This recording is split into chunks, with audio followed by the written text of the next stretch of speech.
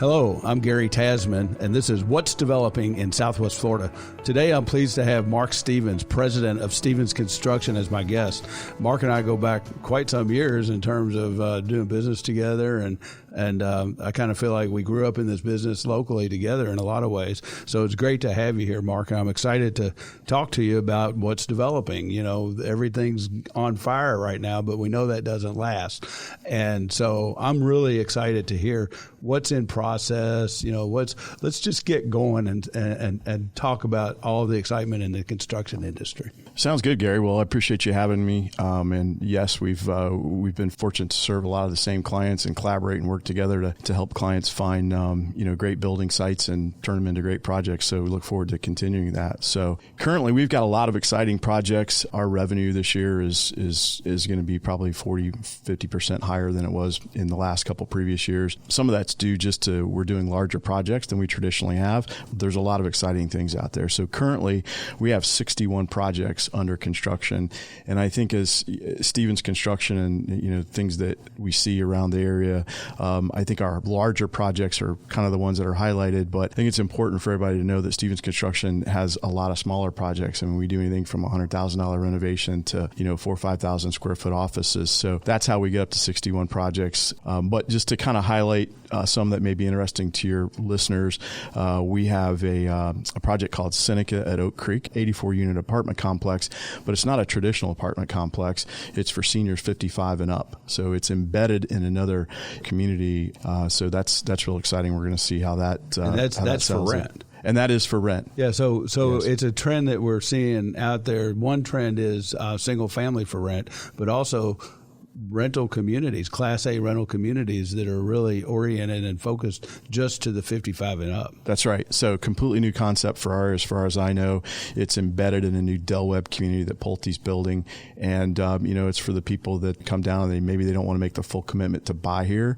Also, maybe don't want the hassles of home ownership. So it's a new product, and this developer that we're working with plans on doing many more in our area. So that's pretty interesting. It's interesting what they're doing. What we're seeing in the rental community, I've sold a lot of land to apartment developers during this cycle, and what people can't really get their hands on, but they really know is there, is the number of seasonal residents that rent annually, furnish it, and they just spend 4 or 5 months down here, and then they, let their kids or their family and friends use it on the off season. Yeah, interesting.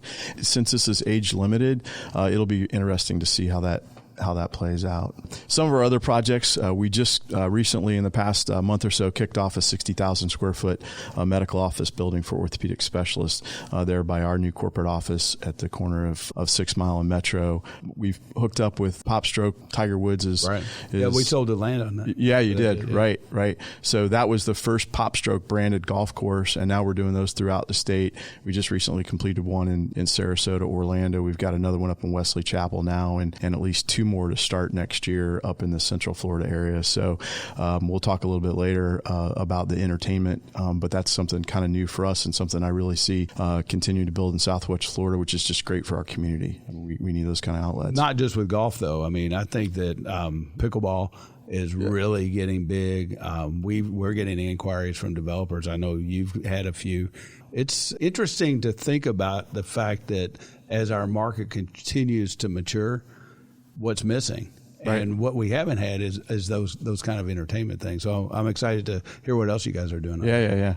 Clive Daniel, so 60,000 square foot showroom warehouse we're doing with them up in Sarasota. So obviously they're geographically expanding. Florida Cancer, we've always enjoyed a relationship with them.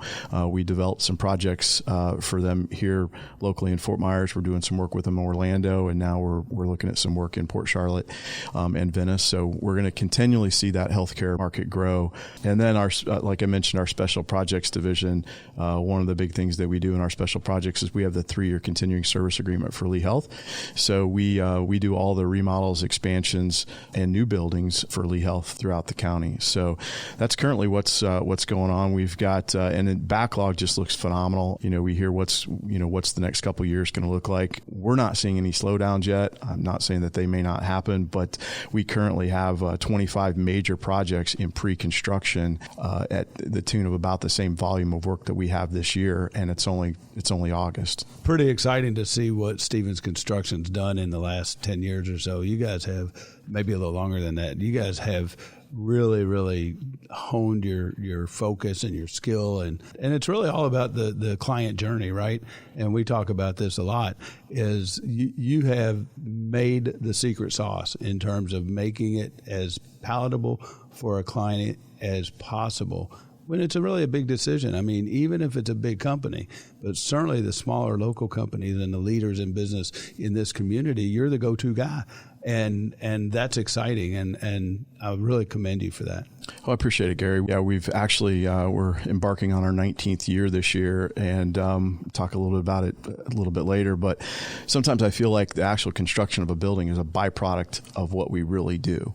So we love to have the opportunity, the earlier that we can get involved and help owners make the right decisions, even during a land purchase, obviously, the better we can serve that owner. So we love being involved in the business decisions and, helping mentor them through the whole process, because it has become a much more complicated process than it once was. Yeah, you help the brokers. You've helped us so many times in making sure that the information that we're giving to a prospective buyer is on spot. Sometimes, brokers have a tendency to shoot from the hip. We try real hard not to do that.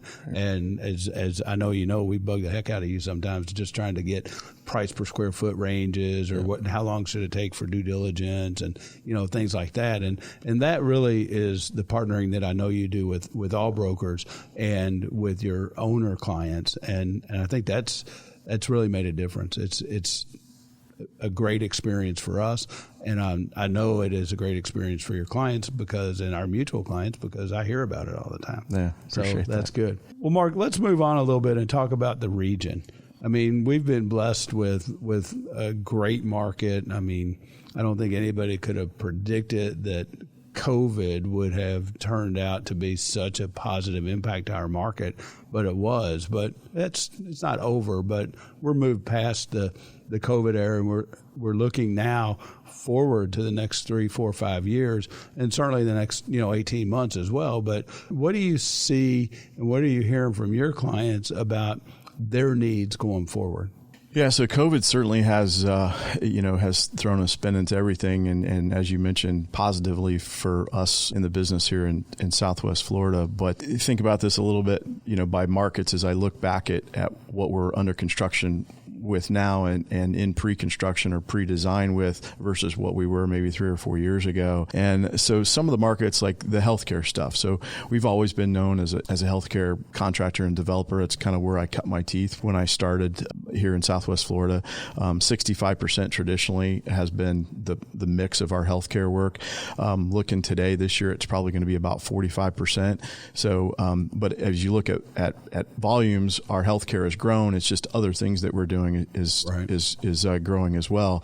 But we're going to continue to see that. So we just finished a 60,000 square foot medical office building and surgery center for Dr. France that, you were able to find them the perfect spot and worked out great for them. And then, as I mentioned earlier, we got another 60,000 square foot building going for orthopedic specialists. But in addition to that, we just have a ton of smaller projects, 20,000 square foot, 5,000 square foot, of medical offices. So that's going to just continue as we all age and folks move to Southwest Florida. That market's going to continue. It's going to be interesting to see the advent of these 2 new hospitals in the Colonial Quarter there and see how they change the market and kind of shift things a little bit. Well, I mean, I can tell you, from a brokerage standpoint, what we're seeing is a lot of interest along those corridors in close proximity to where the hospitals are going to be. We had Ben Spence in here, and he did a really, really good podcast with us talking about the $800 million that they're going to spend over the next 5 or 6 years.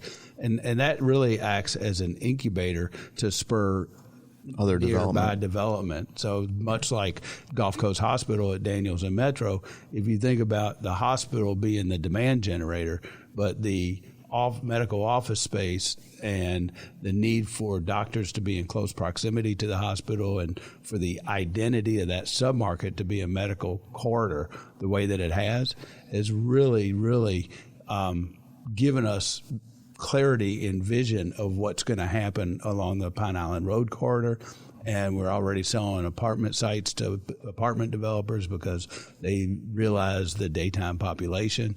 We're also seeing it on the Colonial Corridor. In both cases, 2 hospitals in each corridor is going to make a big change. Yeah, for sure.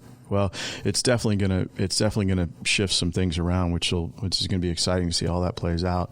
The office market, I think that's where we have kind of seen the bigger dip in developer type activity for office and retail. We're just not seeing hardly any of that right now. We have developed some office space. Finemark Bank is one of them, where that was a 60,000 square foot building, and we had left 20,000 square foot for them to grow into and lease. And as you know, because you handle those transactions, they're leased out now. Our corporate office, we've got 10,000 square foot below us that I think we're working on a deal with you right now to get, hopefully that's going to come together to get that leased out. Yeah, keep your client in line there. We're in good shape. So we just do it through communication and education. That's right. That's the key, and that's what we work on all the time. That's right. It's tough though, because right now things are changing fast. Things are changing fast, and that particular tenant, is a national tenant, and they've got some pretty stiff requirements. But we're looking forward to getting them in. I think they're going to be a great complement not only to our office, but the park there that we're developing. And then we also have about 13,000 square feet of what would be best for medical office space next to our office for lease, but pretty much anything can go in there. So we're not seeing as much of that office as we've traditionally seen. So a lot of that, I think, we're working in a remote society, or a lot of us, and as you had previously mentioned, we're just not seeing the big expansions. We're seeing right sizing of buildings. So I think the buildings, you could probably speak to this better than me, but my perception is that all these little lease spaces that we had, and I say little, 1,000 to 5,000 square foot, I don't think there's many of those left. I mean, there was an abundance of those on the market pre-COVID, and I'm not seeing much of that. It's really not just that. It's interesting in the office market right now. I'll digress for 1 minute and just kind of talk through for our listeners about the real-time state of the office market.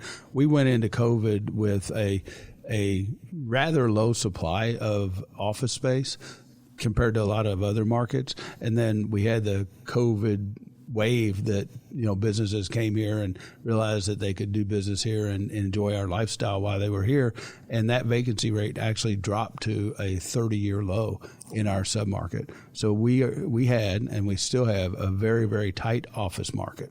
The problem is our average tenant size for general office is 3,000 max, really 2,500. And it's very difficult cost-wise to make a 2,000, 3,000 square foot building, freestanding building work. That's what most tenants want these days. As the older buildings get more modernized with better HVAC systems and more current floor plans, incrementally, I think you're going to see the office market continue to stay tight but not expand. Yeah. Well, you're exactly correct. Yesterday we met with a potential client that wants to build a 3,000 or 4,000 square foot freestanding building on a vacant piece of land, and the cost just becomes almost cost prohibitive to do, especially, as you well know.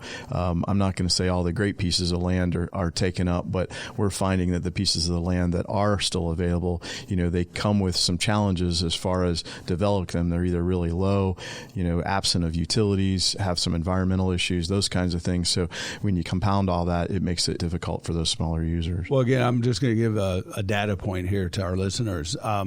To build a new office building right now and get a reasonable return for an investor, and I'm talking in very broad terms, for just general office, not medical, the rent has to be in excess of $25 a square foot.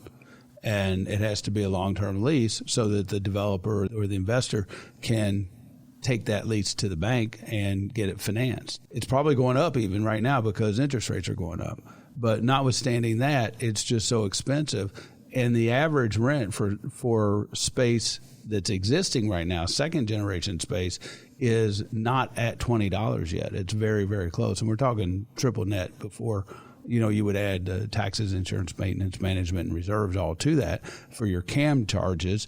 But if you think about the difference of over $5 a square foot over the life of a lease to build versus rent, I think our existing market is going to continue to get modernized before we see massive expansion of new office space. I agree 100%, and those numbers are spot on, Gary. So I developed these two spaces we talked about, and $25 a square foot, it's almost at my break-even point. I priced that product, contracted for that product over a year ago. Obviously, costs have gone up since then. The cost of money has gone up since then. So yeah, you're spot on. I think, we've got a mutual client right now that's trying to find some existing space. The thing is, there's just not a lot of that $20 a square foot space out there. So it's either going to have to go up or something's going to happen. We'll see what happens here. And then, well, as long as our population continues to grow, which is there's no signs otherwise, we're going to continue to see demand for office space because the people that come here need services that are provided by office space users. So I think the office market is healthy. I would like to see more selection available in the market, but it's just going to continue to be tight for a while. But until current existing building rents go up measurably, we're not going to see a lot of new general office construction, in my opinion.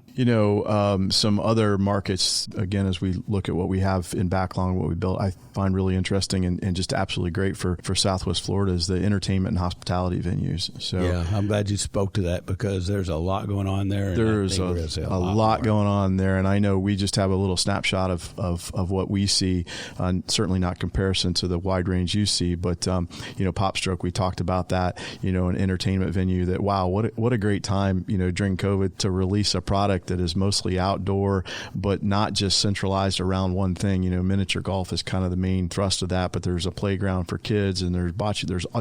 It's an entertainment venue, really for all ages. And as you drive by that and all the ones that we've built, there's never an empty parking spot. Pickleball facilities. So we're working with a group right now that has 3 sites under contract, 2 in Southwest Florida, 1 in Naples, 1 in Fort Myers, and then 1 on the East Coast, and another 13 behind it, a total of 15. And these aren't small facilities. So these are indoor air-conditioned facilities that they're looking at development cost of $15+ million. So that's a big investment.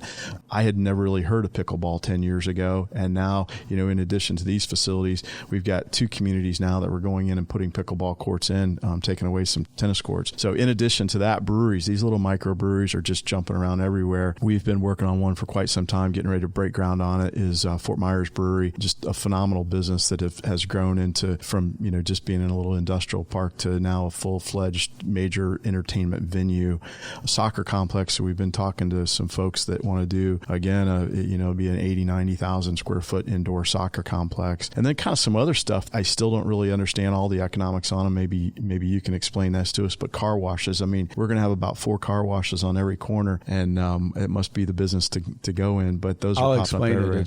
It's a tax play. Okay. It's the depreciation on the equipment that makes it worth it. I was like you. I couldn't figure out why we're getting so many of those, but it makes a lot of sense because from an investor's standpoint, yes, they have to put them in the right place and they have to sell car washes and they have to run cars through that machinery to be profitable. But the upfront cost, because of the cost segregation, depreciation capabilities, is very much lower than you think when you see one. Yeah. And that's why they're tearing bank branches down to put. I was going to say, those pieces of lands are trading for more than we can make the money work on medical offices or banks. So, yeah. And when you start replacing car washes with banks, who would have figured that out a few years ago? Storage facilities. So, not only just the traditional storage facility for somebody that needs a small space, but these man cave type facilities are just popping up everywhere. We're involved in one that's right on the way to Sanibel, and development costs are super expensive in that area, but there's just nothing out there for people to keep their expensive RVs and boats and car collections. So I think that's going to continue to grow in our market. And industrial, we were flooded with industrial several years ago, and you can speak better than me to that, but I think that's an area that, and we've got a lot of businesses that just serve what we do in the development construction side that are desperate for spaces. Yeah, and again, the entitled land side of the business, it's been a lot of that land that's entitled or approved for development has been absorbed. And so now we're at a point where we're looking at land and saying for big projects, where can we go to develop another light industrial park, to develop another even multifamily rental community or housing community. I think that big picture, you're going to continue to see infill. And one of the things I'm most excited about, we also had Ben Siegel here with the Port Authority. As you know, we're working very closely with them on entitling and finishing the development of Skyplex. It's 826 acres. Now, right in the middle of the donut, right? The hole in the donut as it relates to light industrial and maybe even some entertainment type of uses. So the land is going to be there, but the demand is here right now. And I think that's really part of what we're seeing on that. Agree. Well, industrial is going to continue to be strong, and you're going to continue to see it's not going to compete with your medical business. I think medical is still going to continue to be strong, but the data that we're looking at indicates that industrial is still going to be growing, even though we've grown it measurably in the last 10 years or 5 years. Mark, let's just talk about big picture for a second. How do you see the next 5 or 10 years in our community growing, and what do you think the pitfalls are, the risks that we could see a measurable downturn? Well, as you pointed out, I think the demand is going to continue. I think in Florida, when we look at the economy nationally, I think Florida is in a pocket that is going to, withstand whatever happens a little stronger. And I think Southwest Florida is in yet a pocket of Florida that's going to even be stronger. So, for my business, I'm not concerned about the demand. I'm a little bit more concerned about how we handle the upcoming challenges, right? So land prices certainly don't seem to be going down. Construction prices are probably, in the 20 to 30% range up from a year ago. The availability of labor, materials, anything that has a chip or component in it is still very difficult to get, and projects are taking a little bit longer to build. So I think those are probably going to be the biggest challenges that we see here. But I also am noticing that our clients, when we're working with a client in the beginning, whatever business they're in, they're facing all these same challenges that we are. They may be taking a little bit of pause here in the next year or so, but I really don't see it slowing down. So I think really, again, the challenges are going to be overcoming these other little minor hurdles that we're going to be given. But I don't think that demand for being here is going to be a hurdle. Right. So just to be clear on this, in your business, you're seeing construction costs increase by how much over the last year? So great question. So if you look at the data, you can find data that'll tell you that it's only gone up 10% in the last year, and you can find data that'll tell you it's gone up 50%. A part of that is what type of construction, right? So lumber, for instance, has stabilized, has gone down. In commercial construction, we don't use a lot of lumber, but we've gone back and looked at some of our projects, and we've seen an average of 20 to 30% increase of construction costs in the last 12 to 18 months. So a business who's thinking about building a new building right now is got to budget a 20 to 30% increase over what they thought it was even last year, 2021. That's correct. That's helpful information. Yes. And we talk about due diligence time all the time in contracts, because when we put a property under contract, obviously the seller wants the due diligence, to be zero, and the buyer wants to have enough time. What are you really seeing realistically? How long does it take to help a buyer get through and fully understand, get the third-party reports, get the geotechnicals, and fully understand if this property can be used for their intended purposes? Yeah, great question, Gary. And I actually, when this question comes in from a prospective client, I love this question. The question I don't like is, hey, we just closed on a piece of land. We want to talk to you about building a building, right? So for the listeners out there, it somewhat depends on how complicated the site is, but 120 days is optimal. Anything less than that sometimes can be challenging, just because it's difficult to get things like surveys and environmental studies and any meaningful civil engineering to take a look at the site. We used to be able to do these in 60 days, easy as you know, but we have been able to do them in 90 days, but 120 days is optimal really to research the land. So 120 days, you would be able to help the buyer understand, is it zoned properly? Does the land support the project that you want to do? Does it meet the Lee County or Collier County Development Code? And you have a rough idea of what the cost of that would be. Absolutely. So ideally, when we sit with a client in 120 days, we want to be able to take that piece of property. We want to be able to lay out a site plan that works so they know how much square footage that they can get on the land, how much parking they're going to get, how much retention they need to get, hopefully an elevation of the building so they can see what it's going to look like. Along with that, a budget to do the complete project, land, design fees, entitlement fees, whatever's required, construction, as well as a schedule. So ultimately, before they close on a piece of land, we like them to know what the cost is, what it's going to look like, and how long it's going to take to get to the end. So just managing expectations for buyers and sellers in this conversation, that's ideal. Also understand, and I know you know this already, this is directed to our listeners, sellers don't always want to give a buyer all that time. So there's really a negotiation that goes back and forth. But a buyer, after a certain amount of time, should have some deposit money at risk. And when they're at that point, they should have a really good idea that they intend to do with the property. Yeah, absolutely. And Gary, I know you and I just struggled on this with a transaction. And I think the biggest thing I always try to encourage, the brokers, we don't always have a relationship with the landowner's broker, but if they can explain to them and we can keep them up to date, and sometimes we provide reports of where we're at. I think some of that goes, if I own a piece of land, I don't want to tie it up with somebody for 120 days that isn't going to do anything with it. But if I'm that landowner, and I know that they're progressing in their research, and something happens that they don't proceed with that, I can have that information. I think that's a little bit easier to sell. But to your point, it's education and communication. Yeah. That's the key. Well, Mark, I want to thank you for joining me today. It's really been an exciting conversation. As you know, I love the expansion of our area. I love being part of it and knowing and seeing what's next. And you certainly are helping us do that. So thank you for everything you do in our community, which we didn't even get to, but I know you do a whole lot because I'm there with you lots of times. And it's not always easy work, and people don't always understand the commitment that we make, but you do make that commitment, and I appreciate that, and I know our community appreciates it much. So thank you for that, Mark.